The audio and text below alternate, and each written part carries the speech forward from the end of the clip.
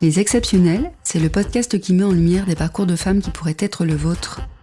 Des femmes qui ont osé se lancer dans des métiers qu'on ne disait pas pour elles. Le podcast Les Exceptionnels a été réalisé par l'incubateur Les Premières Sud, à l'initiative de la région Sud et en partenariat avec Engie. Être entrepreneur féminin, c'est pas féminin à l'important, c'est vraiment être entrepreneur qui est important. Surtout prendre conscience que son plus gros frein, c'est soi. Le propre de l'entrepreneur, c'est d'être capable de rester vraiment focus sur son cap. Les Exceptionnels, c'est le podcast qui met en lumière des parcours de femmes qui pourraient être le vôtre. Des femmes qui ont osé se lancer dans des métiers qu'on ne disait pas pour elles. Le podcast Les Exceptionnels a été réalisé par l'incubateur Les Premières Sud. Elle est aujourd'hui à la tête du château à l'initiative de la région Sud et immergée dans l'univers avec Engie dès l'enfance. Elle choisit d'abord de faire ses classes à Paris dans l'événementiel, c'est pas féminin à l'important, c'est vraiment être entrepreneur qui est important. Surtout elle apprend alors le métier sous la houlette de son plus gros père, frein, c'est soi. pour ensuite Le propre de l'entrepreneur, c'est c'est d'être capable de rester vraiment focus sur son cap. Aujourd'hui, Ce serait de Aurélie nous raconte dépasser ses ses débuts dans croyances l'univers du vin. limitantes. avec une équipe qu'elle n'a pas choisie.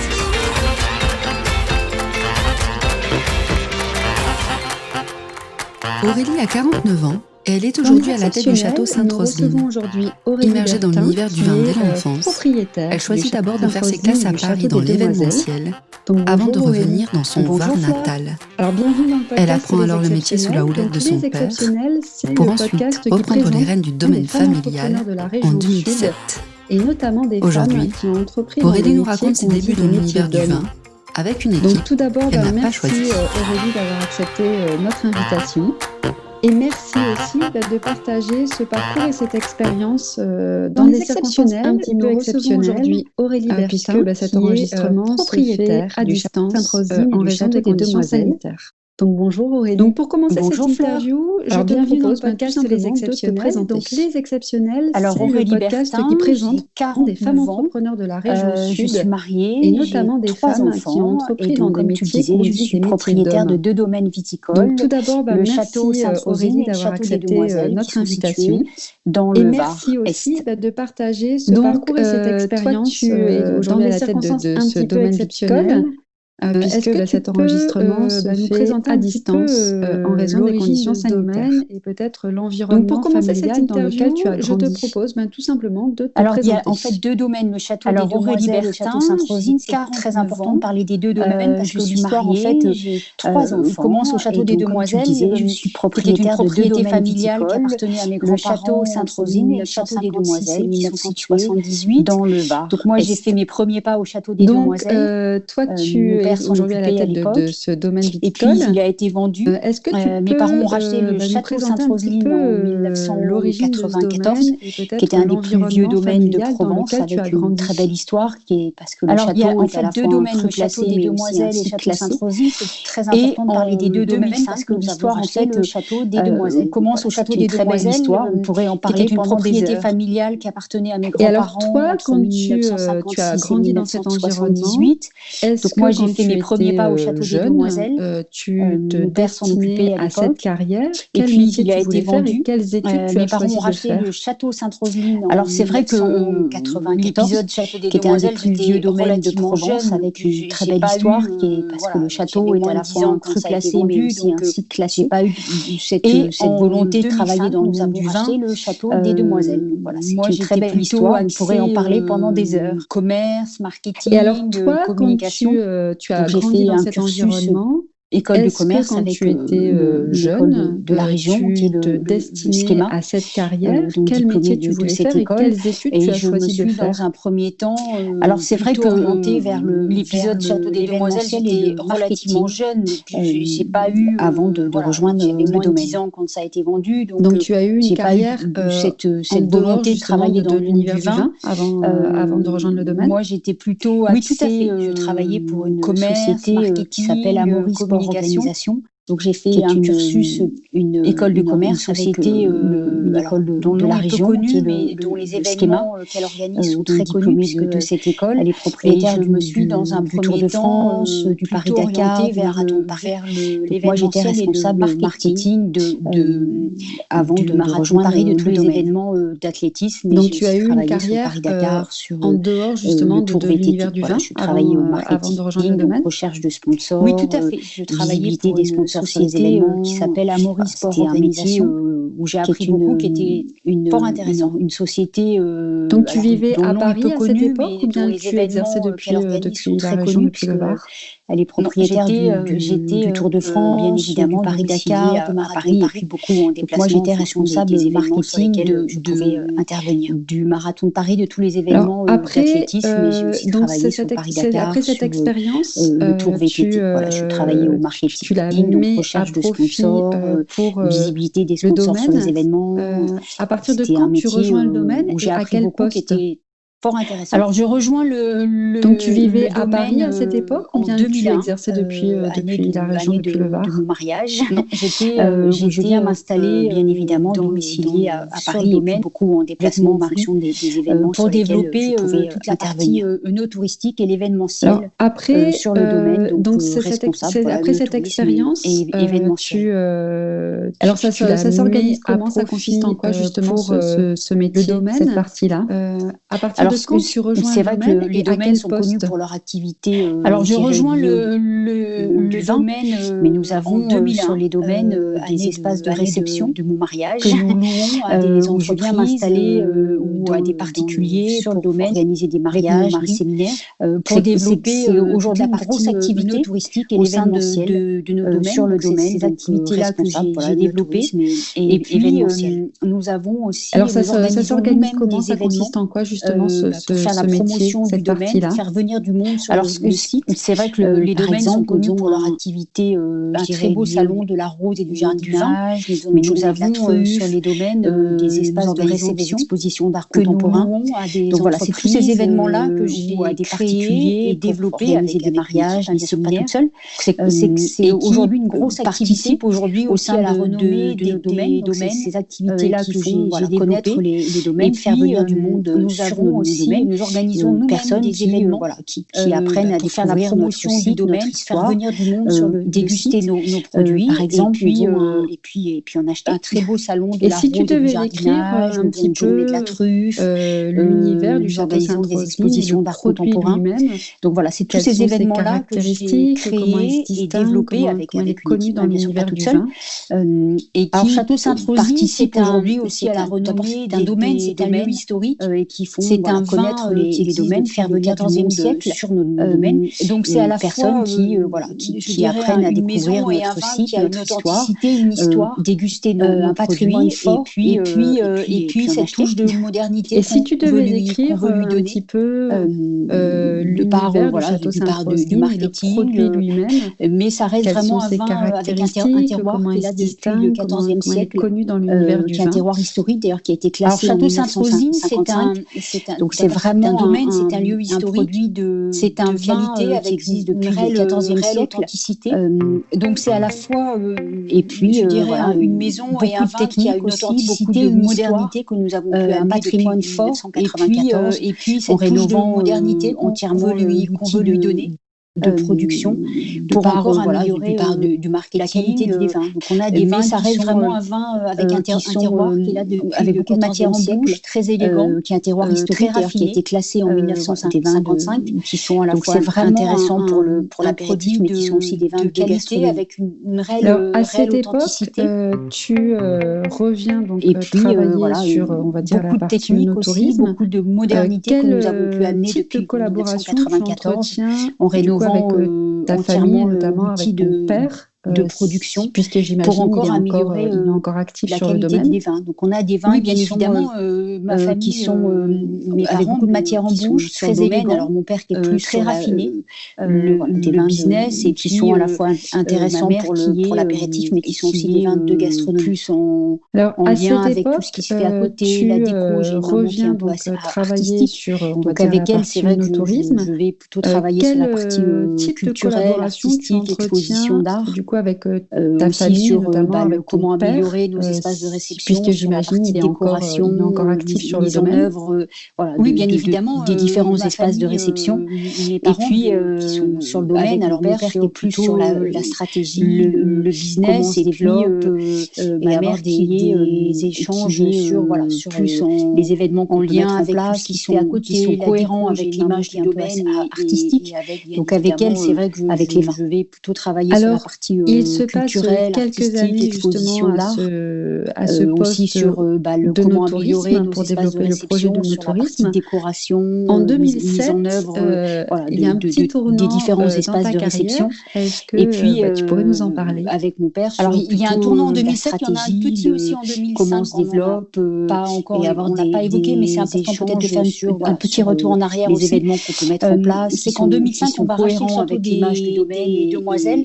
Et c'est à cette époque-là, je pense, que mon père, qui avait déjà cette idée de transmission, quelques années m'a dit, justement voilà, on rachète le château à ce poste des Demoiselles. de no-tourisme Est-ce que tu peux pour t'occuper, développer alors le je projet l'avais de jamais fait, j'avais no-tourisme. aucune compétence En en la matière. Est-ce que 2007, tu peux t'occuper de la il y a rénovation un petit du château des tournant Demoiselles, dans ta des carrière. travaux? Est-ce que tu pourrais J'ai nous en commencé un parler? peu à basculer. Alors, il y a un tournant en 2007, il y en a un l'univers petit du aussi vin en et dans un 2005, métier un on peu en a différent à pas partir encore, de on l'a pas évoqué, 2005. mais c'est important Et ça, peut-être de c'est faire vraiment un petit retour en arrière aussi. Mon père m'a C'est dit, qu'en 2005, on va racheter le voilà, château moi, je des vais faire Demoiselles. valoir mes droits Et c'est à cette époque-là, je pense que mon père, qui avait déjà j'ai cette idée beaucoup travaillé toute ma de vie et transmission, m'a dit, j'aimerais voilà, on rachète passer le la château main. Est-ce que ça des t'intéresse? Demoiselles. Et Est-ce voilà, que tu et moi, peux je suis un t'occuper, peu- alors je suis une je femme n'avais un jamais peu fait, j'avais aucun défi, de compétence en la challenge. matière. J'ai Est-ce que pas tu peux réfléchi. t'occuper de la Peut-être que j'aurais rénovation agi du différemment château des si j'avais Demoiselles, des réfléchi, travaux, mais j'ai dit, commencé un peu à banco, basculer dans pourquoi pas. l'univers du vin et dans un métier un peu différent Enfin, à j'ai dit partir oui, de quoi. J'ai dit 2005, oui, sachant que et ça s'est avec vraiment les Demoiselles, accéléré en 2007 où mon père m'a dit, j'avais fait voilà, moi, en 2006 faire valoir mes droits à la retraite, viticulture et ça fait j'ai beaucoup travaillé toute ma vie et l'université j'aimerais du vin de Suze-Larousse, ce qui m'a passer la permis main. Est-ce que ça t'intéresse? d'acquérir Et voilà, et des moi, je suis compétences un peu plus je suis une femme techniques. un peu de défi, de Donc challenge. tu dis J'ai oui pas à la réfléchi. proposition de Peut-être que ton j'aurais agi père différemment pour si j'avais prendre la tête réfléchi, mais pour prendre j'ai la dit, tête de ce domaine. banco, Est-ce qu'il y a une transition qui est pourquoi pas. organisée ou est-ce que du jour au lendemain tu te J'ai dit retrouves oui, quoi. finalement J'ai dit oui, aux sachant que commandes? Avec les Demoiselles. Alors, ce qui s'est passé, en fait, c'est que déjà à l'époque, mon père avait j'avais organisé fait un petit peu en en 2006 2006 la chose, une formation. il y avait d'autres viticulture activités et que le vin qu'il gérait, et il avait mis ce qui m'a permis un directeur général d'acquérir des compétences compétences un peu déjà plus très techniques. impliquées et qui gérait une grosse Donc partie tu dis oui du à la proposition de business. ton père Donc c'est pour vrai que pendant prendre la tête à peu près un an, pour prendre la tête j'ai de ce assisté avec domaine. lui Est-ce aux qu'il y a une réunions qu'il transition pouvait qui est organiser organisée toutes les semaines ou est-ce avec que ce du jour au directeur lendemain tu général te pour retrouves commencer un peu à finalement me aux familiariser commandes? avec Alors, ce qui s'est passé en fait, sachant c'est que qu'il déjà m'a à dit, l'époque, t'inquiète mon père pas, il avait n'y a pas organisé beaucoup de un travail. petit peu Le directeur général général avait une grosse partie il y avait d'autres du activités que du le boulot du et vin tu auras qu'il juste un rôle qu'il gérait, de et il contrôle. avait mis au niveau des domaines un Bon, directeur général qui c'est était pas tout à fait déjà vrai, très impliqué, c'est ce que j'avais gérait compris une à grosse l'époque. partie Et alors quand tu business. prends Donc c'est vrai effectivement que tes pendant responsabilités, qu'est-ce qui diffère par rapport à ce que tu avais imaginé et est-ce que c'est plus important? Comment tu perçois cette prise de poste et ces nouvelles responsabilités? Alors, au début, je pense que je me suis pas bien rendu compte de ce que ça représentait, parce que il y avait ce directeur général qui gérait tout. Je lui ai laissé beaucoup les mains libres. Compliqué aussi en arrivant, voilà, il y a une organisation qui est en place, une équipe.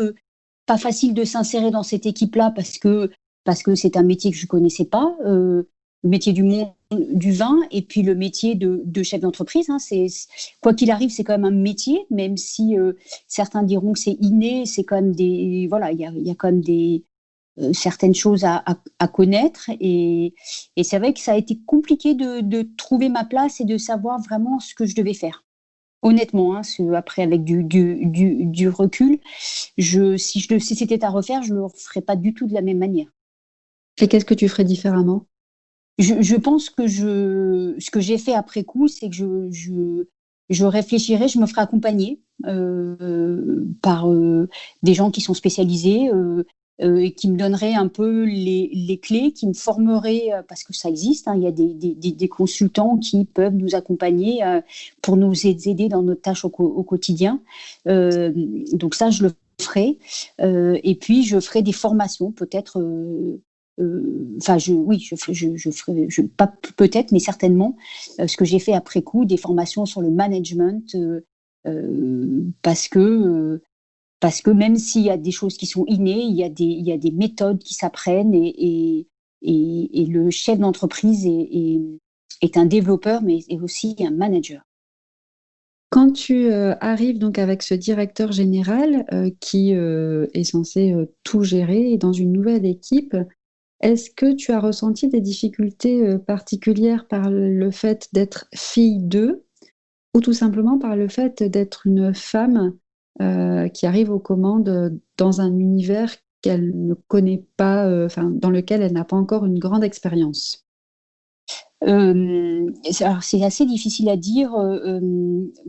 Femme, je pense pas. On en reparlera après. Voilà, ça a été plus compliqué quand je me suis plus investie dans certaines choses. J'avais, je pense, principalement des contacts en direct avec ce directeur général et qui était assez respectueux de la fonction et donc voilà, je pense que ça s'est plutôt bien passé. J'ai pas ressenti d'animosité après je suis pas arrivée un matin en disant coucou, salut, c'est moi qui vais maintenant être à la tête des domaines. J'étais là déjà depuis plusieurs années, les gens me connaissaient, j'avais déjà des relations avec certains. Donc non, ça s'est plutôt bien passé. Est-ce qu'il y a une posture d'humilité à adopter pour que ça se passe bien? Ou il y a des choses qui se font tout simplement progressivement par l'expérience et par le fait d'être présente depuis plusieurs années? Bon, il y a de l'humilité. Après, je suis pas une personne de par mon caractère qui vais être là à imposer et à tout révolutionner. C'est vrai que j'ai voulu changer certaines choses sans forcément bien connaître tout le métier et que voilà, j'ai commis quelques erreurs. Pas dramatique, mais c'est vrai que voilà, on m'a pas dit attention, tu vas droit dans le mur en faisant ça, quoi. On m'a laissé un peu, voilà. Est-ce que c'est volontaire ou pas, je sais pas. Mais voilà. Après, on apprend de ses erreurs, donc et je pense qu'on apprend petit à petit. C'est pas facile parce que c'est une équipe qu'on n'a pas forcément choisie. Et donc il faut qu'on se fasse accepter et qu'on arrive à les faire avancer. Donc c'est pas forcément facile. À cette époque, en 2007, quelle est ta situation familiale? Alors en 2007, je suis mariée et j'ai 2 enfants en bas âge. C'est pour ça aussi que je me suis peut-être un peu moins impliquée au début. J'ai laissé beaucoup de marge de manœuvre au directeur général qui me disait tout va bien, tout fonctionne bien, les chiffres étaient au rendez-vous, ça fonctionnait. Donc voilà, donc je me suis aussi à cette époque-là aussi occupée de mes enfants. Il y a un moment, il y a un petit tournant, il y a un changement de vie qui s'opère au bout de quelques années, une décision que tu prends avec ton mari. Est-ce que tu peux nous parler de l'année 2015? L'année 2015, avec mon mari, qui lui aussi avant travaillé dans un grand groupe et on avait toujours voulu avoir une expérience à l'international. Et voilà, et nos métiers étaient un peu compliqués pour le faire et on s'est dit banco, on y va. On a décidé d'aller habiter pendant 1 an aux États-Unis, une année scolaire avec nos enfants pour leur faire découvrir autre chose, une autre culture, une autre façon de vie.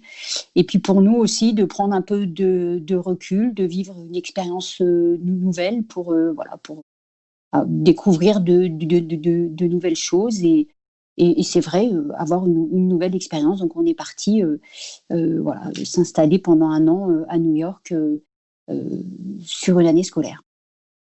Alors la gestion du domaine, du coup tu l'abandonnes, tu la délègues, comment ça se passe à ce moment-là? Alors la gestion du domaine, elle était toujours avec ce directeur général, donc il continue ses fonctions. J'ai un suivi hebdomadaire avec lui, puisqu'on fait des réunions avec les moyens de communication modernes. Moi, toutes les 6 semaines, je rentre dans le Var. Alors, période scolaire ou non, pendant une semaine à 10 jours, pour faire un tour complet et voir que tout ce qui se passait d'une manière virtuelle fonctionnait bien sur le terrain.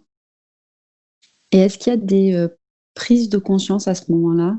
Comment ça se passe et qu'est-ce que tu retiens de cette période?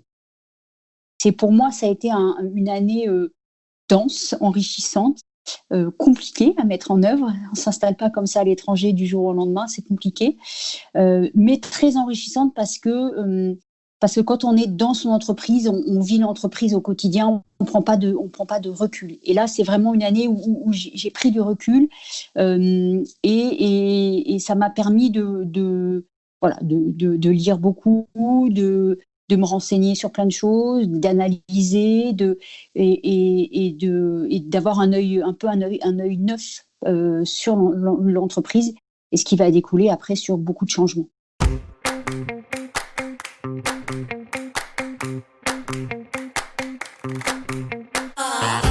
Vous avez découvert aujourd'hui le parcours d'Aurélie, de sa première mission dans l'œnotourisme à la direction du domaine. Dans 15 jours, Aurélie racontera comment, à la tête de l'entreprise familiale, elle a réussi à développer sa propre vision et à imposer sa propre marque de fabrique. Ce podcast a été réalisé par l'incubateur Les Premières Sud, à l'initiative de la région Sud et en partenariat avec Engie.